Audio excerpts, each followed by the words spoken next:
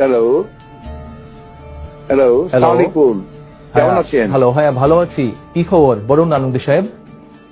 আমাদের তো ফিলিস্তিনিদের পক্ষে কথা বলা দরকার, না হলে দেশের মানুষ ভুল বুঝতে পারে। এখন কি ফিলিস্তিন আমাদের ইস্যু? একটা বিবৃতি দিলেই তো হয়ে গেল, কোনো প্রোগ্রাম বা প্রেস ব্রিফিং এর তো দরকার নেই। জি, আমাদের ইস্যু না, সেটা ঠিক আছে, কিন্তু সব ইসলামিক দলগুলো তো চাচ্ছে। শুনুন, ওইসব দশজনের ইসলামিক দল কি আমাদেরকে ক্ষমতায় আনবে?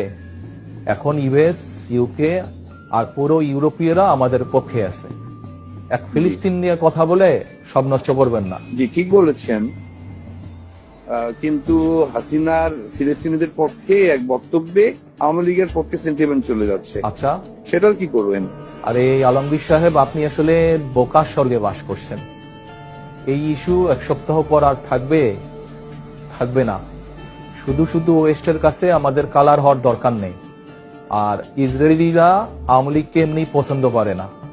ওরা যত কথা বলবে তত ইউএস আমাদের পক্ষে থাকবে।